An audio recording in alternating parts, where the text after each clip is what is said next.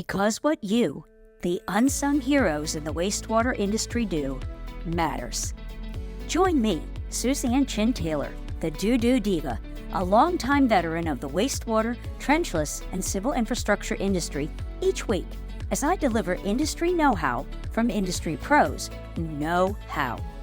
Whether you want to learn about the latest trends in technology, training and retaining great talent, sales and marketing, leadership and growth, or simply how to be more efficient, productive, or profitable, this podcast is for you.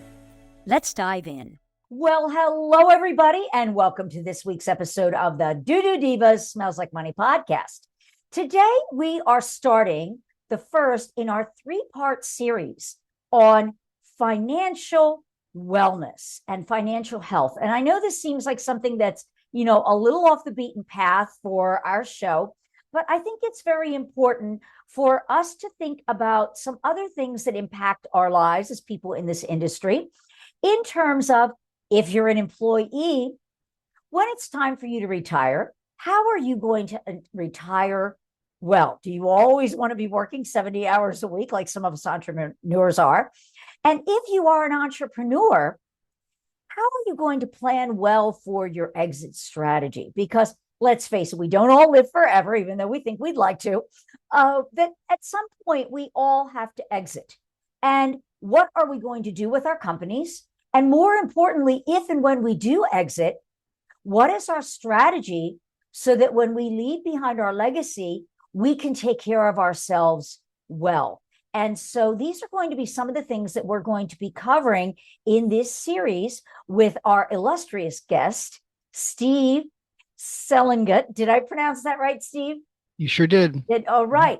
Who is the author of a really interesting book called Retirement Money Secrets. And we're going to dive into that because there's some great tips in that about DIY. And so with that, thank you to the show, Steve. And I'm really happy we're going to be doing this series. Sounds great to me. I'm ready to go. All right. Yeah. As Steve comes across as one of those people that was born ready. And so with that, our first episode is going to be about choosing the right financial advisor. Now, some of you may already have one. Some of you may be trying to do this well on your own. But I think for the majority of us, and myself included, is that we don't really understand how these financial markets work. We're really good at our jobs in our wastewater industry and what we do every day. But understanding the stock market and where we should invest and how we should invest, most of that is like looking at, a foreign language. People start saying stuff. And I know for me, my eyes start to glaze over, I'm like, this is way too much for me. And my mother gave me a piece of advice many, many years ago, and she did quite well with investments, but she was an actuary. So she understood how the markets worked. And she said, Suz, never invest in something you don't understand. And if you don't understand and you're interested in it, work with someone who understands it, that it can explain it to you in layman's terms so that you can be comfortable with it. And if they can't explain it to you and you're still confused, then they're not the right person for you to work with. And so with that said, Steve, you shared with me that there are some things that people should be looking at or asking when they're thinking about choosing a financial advisor or picking someone that they want to work with to help them with their money. Because, you've got to trust that person you're working with your hard-earned cash to make it grow. You want to be protected in the event of, we've all gone through these stock market crash or whatever. And a lot of people lost a lot of money during these recent crashes where they thought they were going to be able to retire comfortably. And now it's like, oh gosh, I'm going to have to work for another 15 years to catch up for what I lost. And so share with us, what are some of those things that you advise people? And then a little bit about your approach and your philosophy to investing and preparing for retirement. Okay. I know that was a lot. It was, but the idea of understanding and I think you really have to take control of your own,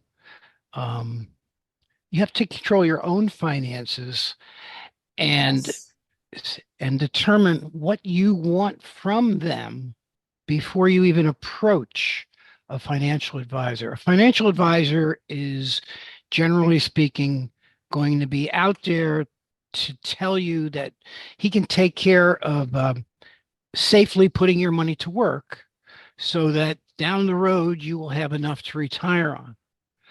But his focus is going to be on growing the market value of your investments. And as you just said perfectly, in our lifetime, mine anyway, I've been through the crash of 87, the dot-com bubble of the turn of the century, the Great Recession, they called it, to the end. More recently, that little 2-month COVID fiasco that we had. The thing is, in the normal school of thought, the normal conventional wisdom, the market's going to come back and you're going to grow that income again. But I had college buddies who, at the time of the last one, the Great Recession, were just about ready to pull the switch on retirement, as you said. And their nest egg went from let's say their 401k went from $1.3 million to 750. And everybody calculates on that market value whether or not they can retire, if that's enough money, Right. because everybody tells them they're going to have to use this much for their own expenses, blah, blah, blah. And a lot of people had to stay in the labor force for an extra year. So let's back it up. Before you even go to that guy, the most important thing that you're going to need when you're not employed anymore is a replacement of your employment income. Right. Okay, so you have to tell the financial advisor, I am interested in a program that will provide me with enough income and will grow that income on a regular basis every year so that I'll keep up with inflation and I'll have enough to take care of all my expenses. And a lot of them are going to laugh at you. Well, you just can't do that, Suze. That can't be done. And that's when you have to say, yes, it can. Yes, it can. It can be done because there are securities out there, well-known, long-term, that generate income in the 6, 7, 8, even 10% area. Some of it even tax-free above 6%. And I want you to place those things in my investment portfolio so I can see the income grow. That's number one, Mr. Advisor. That's number one. The other thing, Mr. Advisor, is that I am sick and tired of watching my portfolio go from here to 40%, 50% lower every several years and then struggle to get back up there again. Yeah, been there. You know? I'm not interested in just watching my market value go up and down.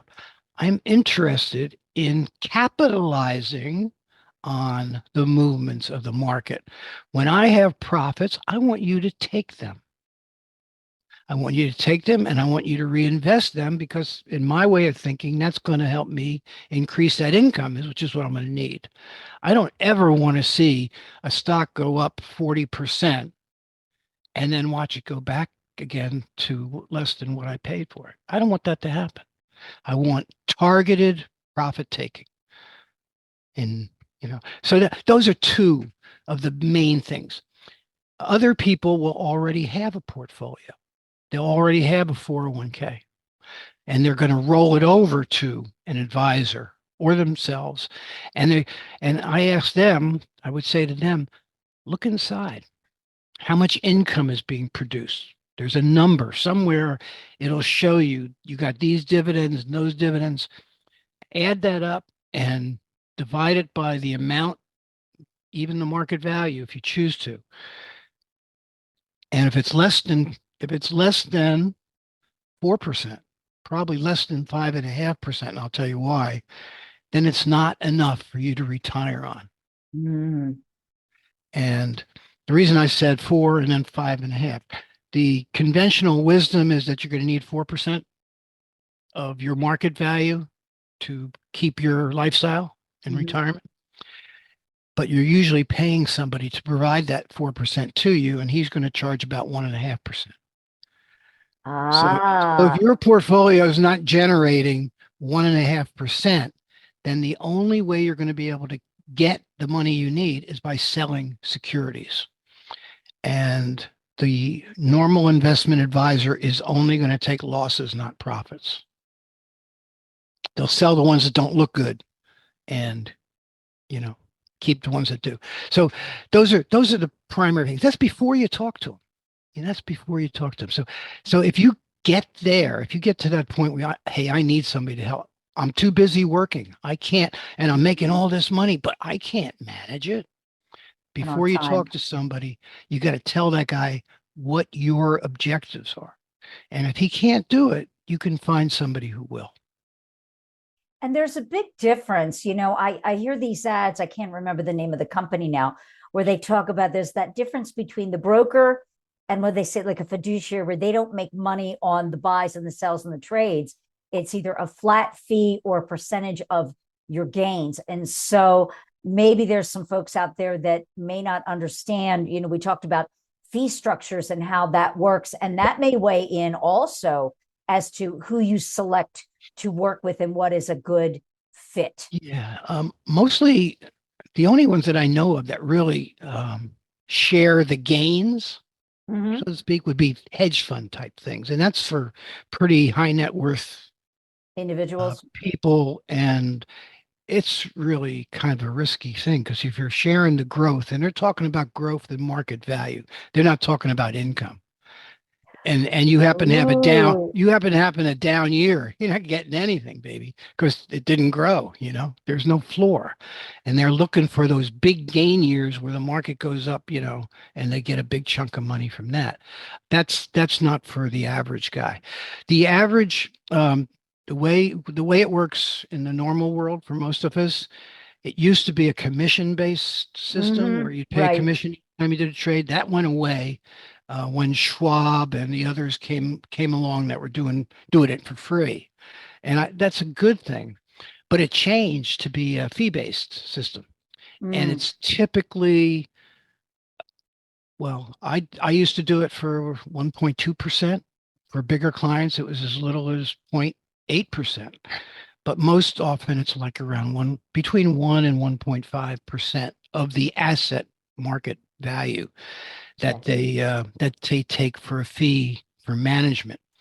Um, so that's you certainly have to ask them about their fee structure and how. And I always say, and I said it in earlier, I said, and then you have to tell the guy, look, you're getting a point and a half for managing this money. And remind me to say something about model portfolios. You're Okay. getting a point and a half for managing this money.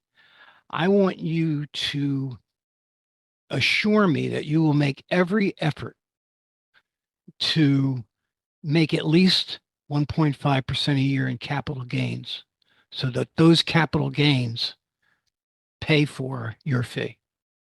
That's what I did. I told people, I'm getting this amount of money. I am going to try to make that much money, at least that much money for you in capital gains, in addition to the distribution and dividend income you're getting. So that's another. He's got to be hands-on and taking care of business if he's going to selectively take those profits for you and add to your portfolio. Very important because it's typically in the industry, it's set it and forget it.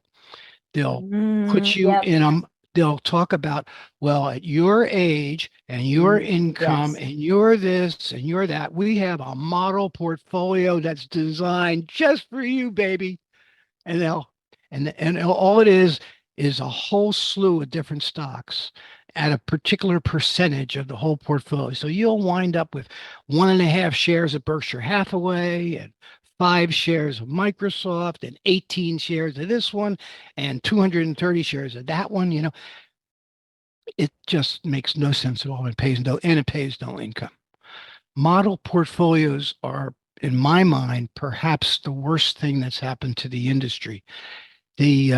I've had clients in the past when I was managing other people's money.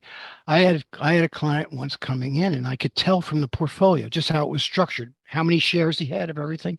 I knew it's a model portfolio. What do you mean it's a model portfolio? Well, it's a group of securities that some manager in their home office runs this portfolio. The advisors out there, the grunts out there who you talk to, sell you on that model, and you go in. Now, if you happen to go in at the top of the market, you're paying for these securities at the top of the market, and if you went in at the bottom, you're lucky. But that guy is not going to take profits on them just because they go up. He's only going to take profits if they become something he doesn't like anymore. And so it might be a loss, whatever. He's going to get rid of it and put something else in to replace it. It's not your guy, no matter how much he tells you how he's making the decisions. He's not. He's just selling you a product. He's selling you a mutual fund managed by a separate person that thus happens to split up all the shares on individual portfolios. So what Wall Street has done with that, they're getting the same fee that I was getting for individual hands-on portfolio management. All 380 portfolios that I had to take care of, I'm looking at. The guy who sold it to you is not looking at anything, but one manager is managing this $1 billion portfolio and making all the buy and sell transactions. Wow. I am sure that is something that a lot of us are not. I was not aware of that. I'm sure that the average investor is not aware of that. I can tell in a blink of an eye whether you got a model portfolio or not. There's two things. You have odd numbers of every kind, of all kinds things that don't make sense, like 1 share or 33 shares or something like that.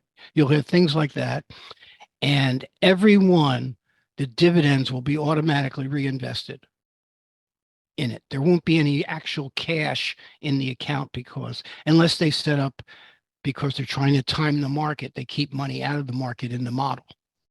But your income, so it makes it a double whammy, because if you retire with something like that, and you're taking a payment out every month, you need to take a couple $1,000s out for expenses.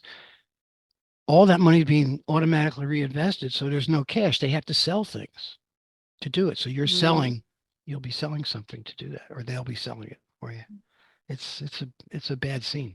Right. Well, Steve, I want to ask your opinion on this and your feeling on this. My mom and dad, we are of a certain age, but our parents, with prudent investment of, buying good companies, buying stocks and holding it for growth. Back in the day, my dad did quite well in the stock market. So did my mom, and was able to retire with a really nice chunk. He also took advantage of, he was a professor at university, and they had this program called TIA CREF. And it was that the university would match. So anybody that's out there with a retirement program, if your company is willing to match dollar for dollar, do the max that they're willing to match. Right. And they had a match of that employees, they would match up to 50%. 50? 50%. So if you put away 50% of what you put of your salary, out of every paycheck, they would match it with they would match dollars 50%. That would add, and there were people that he couldn't understand, his colleagues, that weren't taking advantage of this. And it's like, why? They're giving you free, it's like giving you free money. Yeah, if you can afford it. I mean, if you didn't need that, if you could not take 50% of your salary, which a lot of people could do. Yeah, I totally agree with you that that's a great way to go. But once you take charge of it, once you're out of the environment, then you have to take over what that stuff is invested in. Right. And I know TIA CREF. It's a very well known. It's got very nice, broadly diversified portfolios, but they're not income focused. No. So this is what I was getting at, is like back in the day, they could make those 9, 10, 11% like gains year after year after year with reinvestment. But I think in my mind, I think those days might be gone unless you get, and I think it was that model portfolio that you had that you could make money, but now you need to shift your focus in order to make those kind of gains that our parents did. What's your thought on that? Well, I mean, when we were young and gasoline was 26 cents a gallon, Oh yeah. Okay. Yes, I the mean, days. Yes. look at the change in the economy, in the Right. in the population of our country. For sure, our economy has grown and grown and grown. And it's just like you talk about a company, um, a new company that has huge earnings and then huge earnings. And then all of a sudden, it's not doubling its earnings every quarter or quarter over quarter from last year because it's gotten so big that the numbers are enormous. And there's just so many people out there that are going to use your products and you just can't grow at that pace. Right. Definitely. And it's the same true of an economy. And I don't know how many billions our GDP is now, but it certainly is a long way away from where it was back when I was growing up in the 650s, 60s. I guess you're not really growing up until after you're at least 15, right?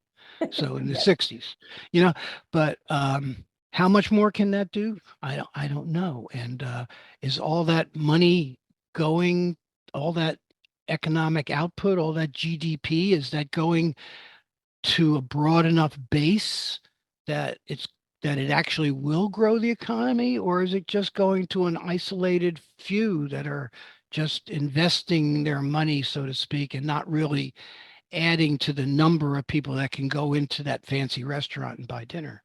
Right. So Yeah. Lots of things there's to think lots of about. things to think about, but Yeah. the one thing for certain, and this is absolutely certain, if your investments produce 5, 6, 8, 10% in income, and you take profits when the prices go up and keep growing that income, you're going to be okay. I You're love going to it. be okay no I matter love what it. happens. It's a shift in mindset of how to Other invest, than really. if we get invaded by the bad guys and stuff, things like that you can't predict. You Right. can't predict anything, but that's a pretty unlikely scenario, even as I'm talking right now on October 30th, 2024. What's going to happen 4 days from now, I have no clue. Right. So, Yep. Anything's possible. So, yeah. Steve, thank you for sharing your insights on, selecting an advisor, just some, just the things that you shared that we need to be aware of that we may not have been aware of about how this all works. And so it's a great segue and a tease for our next episode, which is really catered more towards our entrepreneurs and business owners. And that is planning your exit strategy. And how are you going to do that and be able to survive? And so with that, thank you, Steve, for sharing your wisdom.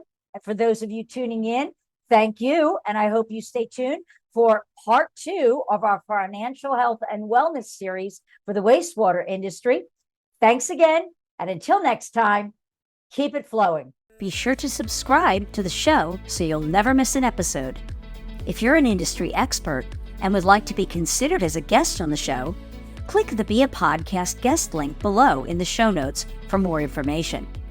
Thanks again for joining me, the DooDoo Diva, on this week's episode of the Smells Like Money podcast.